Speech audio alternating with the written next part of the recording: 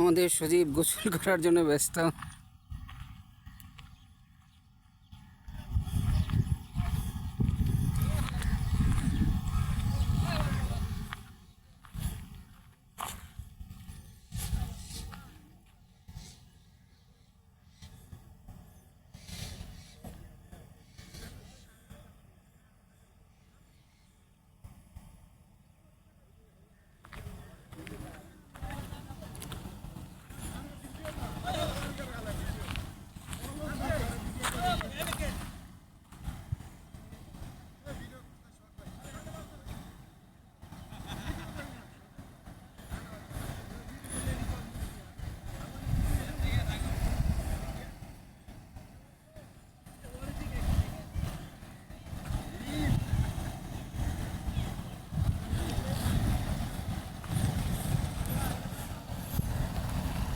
হাতি নামার স্পট সমূহ এখান দিয়ে সন্ধ্যার দিকে বা বিকালের দিকে হাতি নামে সাধারণত।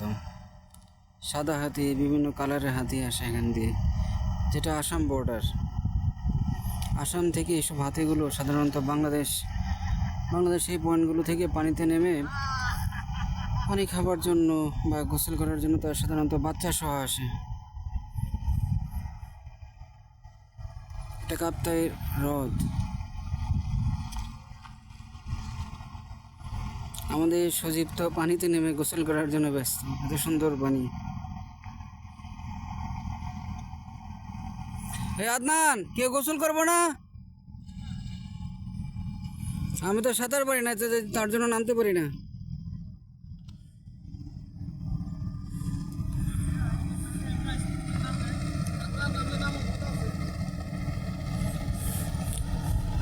দূরে পাহাড় দেখা যাচ্ছে আর কি।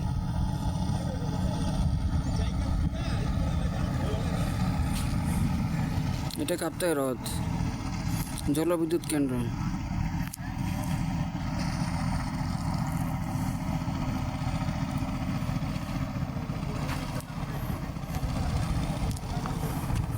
এই পাশটা টোটালি জঙ্গলে উঠা যায় আর কি।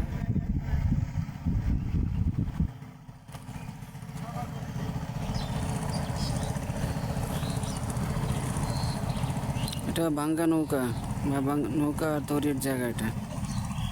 এখানে অনেক নৌকা তৈরির অনেক কারিগর এখানে বসা, দুজন বসা আছে। অবসর কেন্দ্র। সূর্যের তাপ আজকে মোটামুটি কম। এই পাঁচটা রিসোর্ট আছে কয়েকটা। রিসোর্টটা দেখা, এটা হলো রিসোর্ট। কয়েকটা রিসোর্ট আছে এখানে।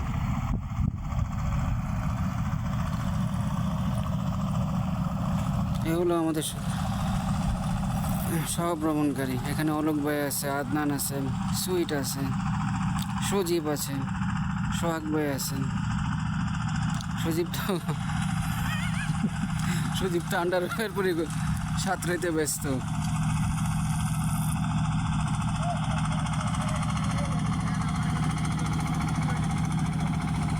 এখানে একটা বোট যাচ্ছে আর কি।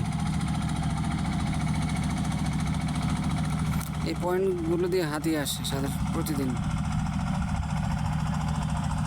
এই যে এখান দিয়ে হাতি নামে এই পয়েন্টগুলো দিয়ে।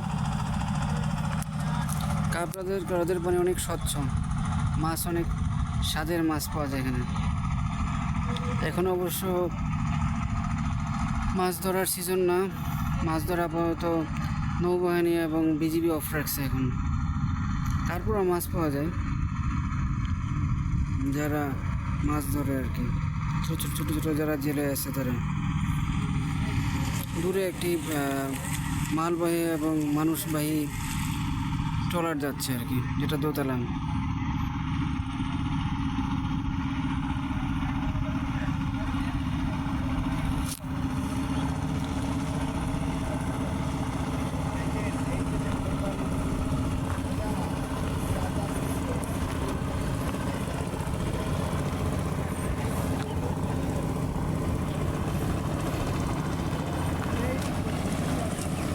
কাপ্তাইও দেখতে অনেক সুন্দর।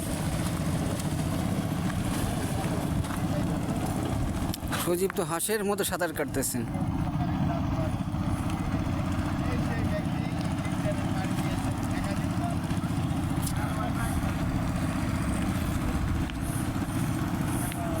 আমরা একটা হাতে টানা নৌকা নিয়ে এই হাতের এলিফ্যান্ট স্পটে এসেছি আর কি।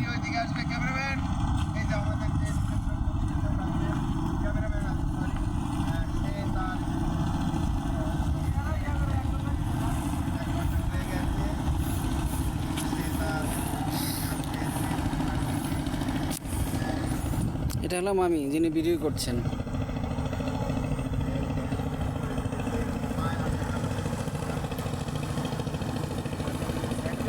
সত্যি ভ্রমণ করা অনেক আনন্দদায়ক।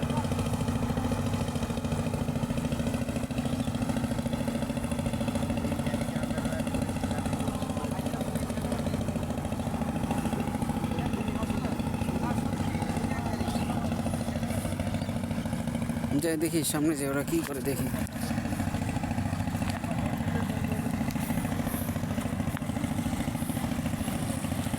দূরে দেখা যাচ্ছে বিজিবি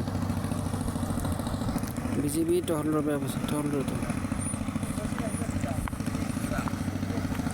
বিজিবি এবং নৌবাহিনীর টহল।